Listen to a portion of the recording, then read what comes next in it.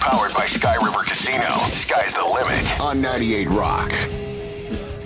Here is the adult sex tape you ordered, Senor Control. I will bill it to your room. Would you like me to bring up any more? No.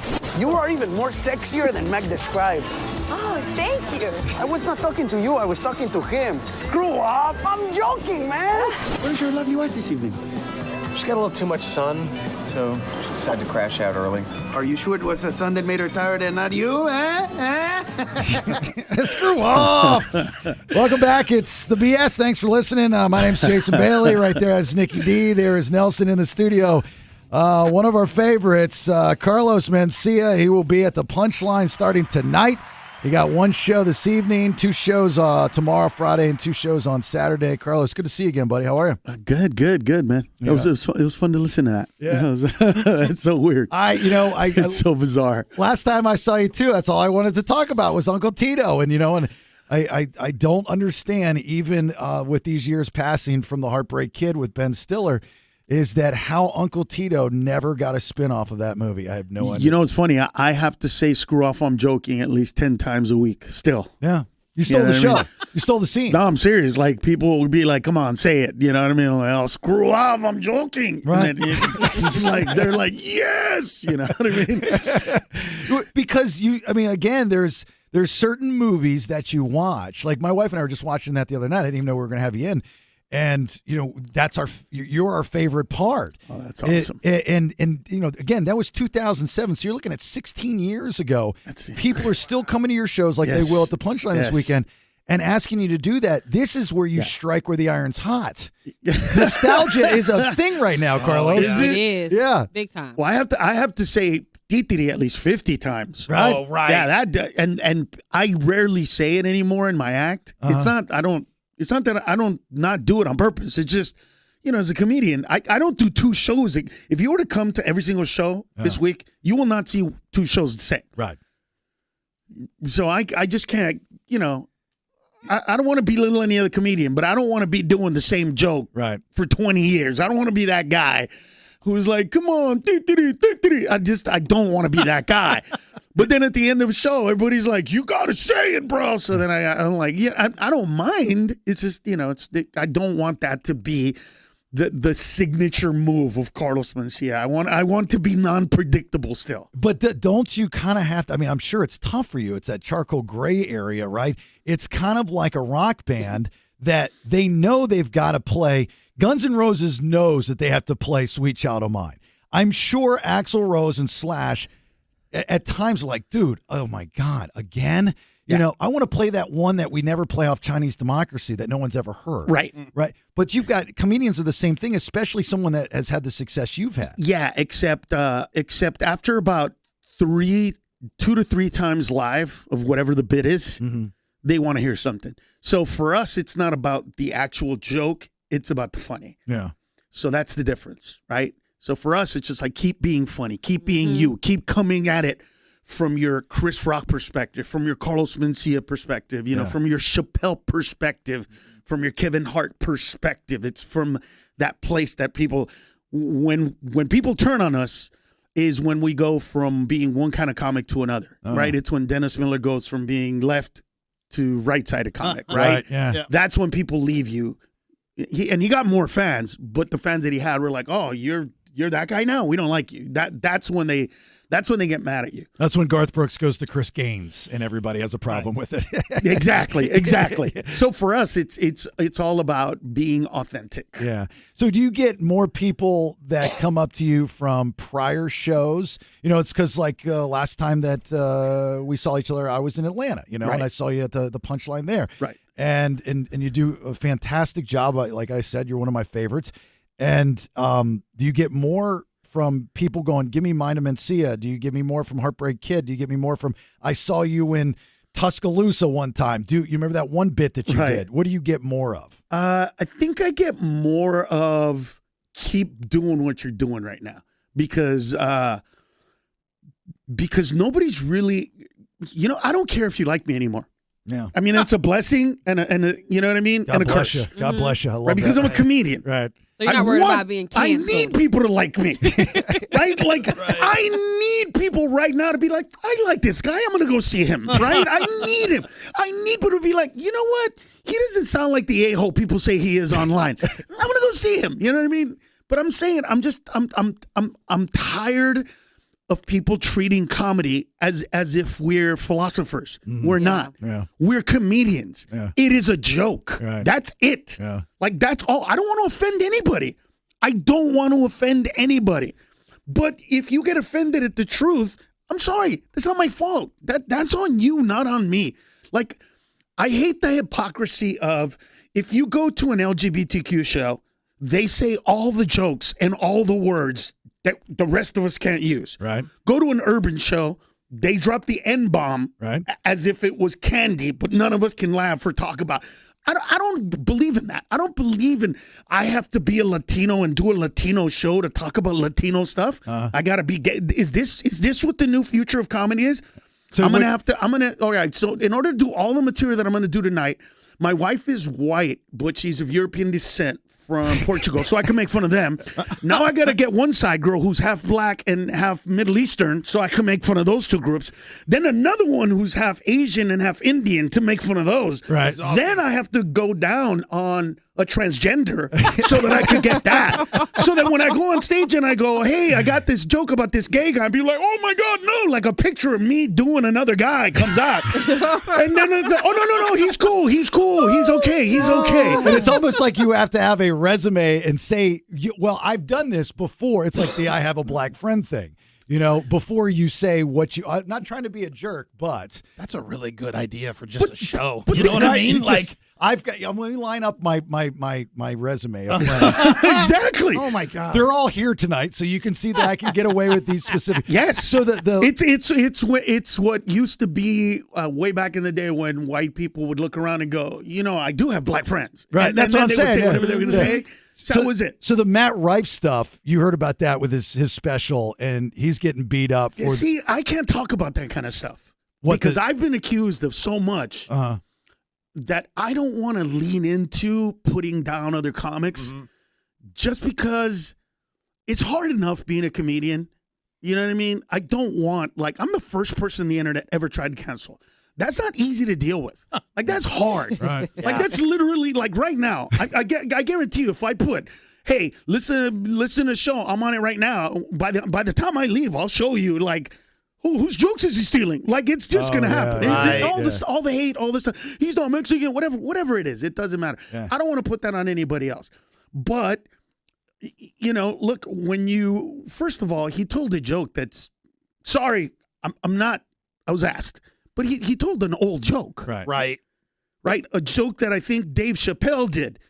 Right? With the two black eyes. Yeah. Well, walked into a bar. It's a meme. She doesn't listen. Yeah, it's a meme. Right? Yeah. No. Before it was a meme. Sure. Listen, young people. Before your stupid ass phone and your memes that you think you invented the world. No, we actually had language and ways to communicate back in the day. Yeah, before the internet, somehow somebody said this was off the chain. And by the way, about 2 weeks, 3 weeks, a month later, everybody understood what off the hook and off the chain meant. Right. We didn't need the internet to spread the news for us. And not to say that it's a bad thing, but, you know, come on, man. There was stuff before that. But he told the joke, which was, you know, what do you tell a woman with two black guys? Nothing. Right. You already told her twice. Right. Like, this is an old joke. Yeah. But he's not even getting attacked for it being a lame joke. He's getting attacked for the misogyny of it, right? Right. Mm-hmm. The domestic violence. Right, the domestic violence. That's the thing. It's a joke. He didn't punch anybody. He probably didn't even meet that woman with the black eye.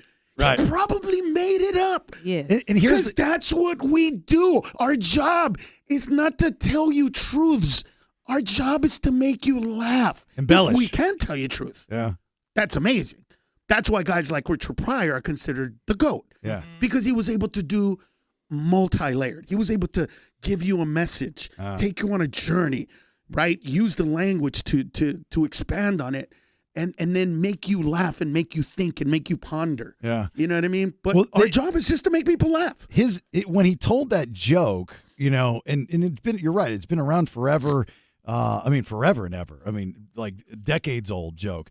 but it was more of the story that he was telling. I know that there's a punchline, and that's the punchline, but it was the story. Like, you're a storyteller. You know, those are the great comics tell stories. What did it, the punchline was? She doesn't cook, because if she did, she probably wouldn't have a black eye. Like, that was his version of it. But it was secondary to the story, and that's what the point I'm making is that he didn't come out there and the whole setup was to get to that point. It was the point that I can't believe they had this woman representing the restaurant or the hotel. The joke was secondary. It was actually, I thought, pretty clever. It wasn't like I'm setting everybody up for the old joke. I'm going to use the old joke to finish my story. That's the way I saw it. Right. So, I mean. No, I got you. Listen, it's still a joke. Yeah, it's still a joke. It's just a joke. Right. It's not like, you know what? That is why. Watch my stand-up specials and then watch anything that I post, and they're never the same. You know why? Because that's why I never got on Twitter. Because Twitter never allowed me the ability to put in the nuance of what I'm saying. Right. To put in the little tiny thing that needs to go in there. Yeah. So when you clip, stuff to 1 minute, the stuff that goes out is the heart of the joke. And then you end up with this kind of stuff. Are you still surprised? And that's the problem. Are you still surprised? You had mentioned, still the for years ago, with the Rogan stuff and the joke stealing, and you had just mentioned that, like, after all these years, people still come back to you on that. Like, that's all they think of or remember. Even with the Comedy Store, did you see the docuseries or whatever on Showtime? I mean, like, they brought it back all up to fruition. Yeah, what bothers me is that they never call me to ask me to be a part of it. I was surprised. Everybody at that. talks about me like I'm but I don't care anymore. You know what? Like, for me, it's like, look, you know what? You want to live in the past? Go live in the past. Yeah. I just put out a special. Go check that out. You know what I mean? Come and see me perform live. That's where I'm at, because what I've realized is people that want to hate. Yep. That's where they live. Like, dude, this happened last week, literally.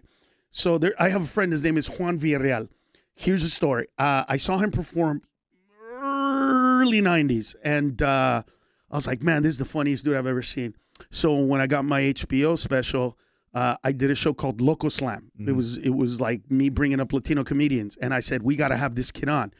And so I put him on. About 3 months after the show airs, he calls me up and he goes, Carlos, are you going to be performing in Corpus Christi anytime soon?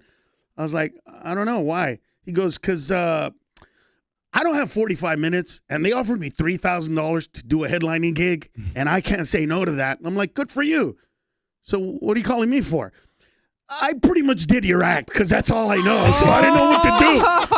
And I was like, wait, what did you do? He's like, I love you. I go, I know. But what did you do? He goes, I did your act. I did these jokes. And he told me all my jokes. And I was like, you know what, dude, you're young. It's what happens. It's cool. I should move on from those jokes anyway, because I had already put those on a special.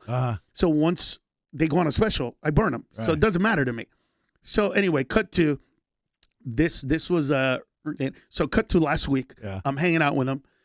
I hear him around the corner talking to a guy.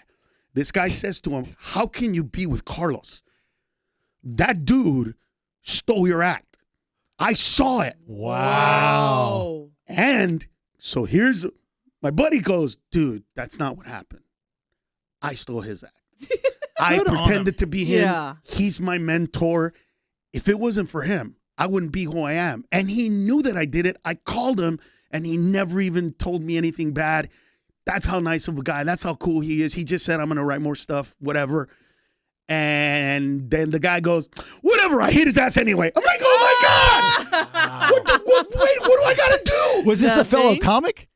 No. Just a dude, a fan? It's just some person. Yeah, just some person. Comedians, I understand why they hate me, because basically what happened was, I got bumped when I was young as a comic. Yeah. But that was the rite of passage, right? Yeah. Robin Williams showed up. He's going to go on forever. Show up. Oh, he's going to go on forever. Dice is here. He's going to do an hour. So when I was young, I had a 10 o'clock spot. I'm going on at 12 o'clock midnight every night. And I worked at the stores. I didn't care. I was like, these are the rules? I'm an immigrant. Yeah. Okay, let's play by the rules. What happened was, by the time I became popular, which was, mid 2000s where I really hit, it was all millennials. who had been given participation trophies. Yeah. Who didn't they didn't understand. Wait. No. I'm on the schedule. I'm on the schedule. Yeah, but that's Carlos Mencia. He has a show. He's going to go on before you. Yeah, no, but he has to call in. At that point, they didn't respect that. They didn't look at it that way. So I look at it like I joined a fraternity. I love my brothers. They put a plunger in the part of me that I don't want to say, but hey, we're brothers and this is what happens and we're all down. And I feel like when it came time for me to get the plunger and go, hey guys, bend over, I'm coming. They were like, oh no, we don't do that anymore. Right. I'm like, but wait a minute, it happened to me. Yeah. And that's kind of how that whole thing went down. So a lot of those guys, like most people that say something bad about me, if you poke at them long enough, they'll go, one time I had a spot at the Comedy Store. My mother came to see me perform. And by the time I went on stage, there were only 10 people because Carlos went on forever and my mother didn't see me. You know what I mean? Yeah. And now I see their pain. I understand it. But back then I was like, fuck up, dude. What is wrong with you?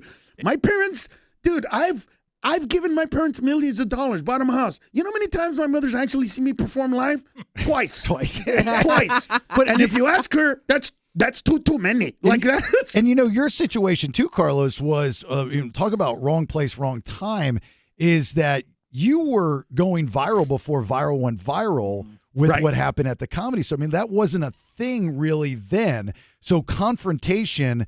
Like when Rogan came up and then the video got out, TMZ was kind of fresh to the market. Right. And so you were something different other than Britney or Paris Hilton, right? They're like two comedians get into it. And, and even in the docuseries, the Comedy Store, they talk about how you were the man at that time. And I never felt that way. And Rogan was not, but when he came up. That's not true, though. People keep saying that. That is not true. Okay. He was not. Let us remember. I had a TV show where the best ratings I ever got, 2.2 million people. Mm-hmm. He was on Fear Factor. Right. Yes, he was. Yeah. At that time. 15 million views. Yeah, but aren't you a little bit? Dude, listen, 2 million, 15 million a week. There's no way that I was as popular as him. See, now and this is, by the way, after news radio. This is why I would contest that, Carlos, because you can't contest it. I will contest it. The numbers are there. I'll contest it, and this is why. Because you're comparing apples to oranges when you go with those numbers. No, comparing fame. We're comparing fame. He was on free broadcast television. You were drawing $2.2 million or 2.2 million viewers to a cable show. Look at what the biggest guys in cable news get. They're not pulling 700,000 people even. So that speaks to how popular you were among the fan base. No. That's not what we were talking about. What I was saying was I was not more popular than him. Okay. You're just saying there's just as many, because if not more. People, when they bring it up, they make it seem like, oh my God, Carlos was the god, and this poor pauper came up. That's not what happened. Poor pauper. That's not who it was. This was a very, very famous guy, who people knew about. Would you go on his podcast if he asked you? I have no problem with anybody, dude. Yeah. I never have. I just see, because you are. I didn't break any of those rules. Right. Right. Like when I was young as a comic, we dealt with. Oh, here's the irony. Do you remember the incident? I think it was last year, where an Asian comedian who was performing in Austin, Texas, posted that the person that went on after him said some racist stuff. Yeah. The people in the camp that have been talking so negatively about me, I literally heard a podcast where they went, man, you're supposed to deal with that comic to comic. You don't put it on the internet. These are the same people that for decades have been sitting around talking about me and that incident, which was supposed to say at the Comedy Store between us. So what it is I was a young, arrogant, cocky kid who came from the hood. And I did, when you grow up in the hood, you don't realize that you have an attitude. Yeah.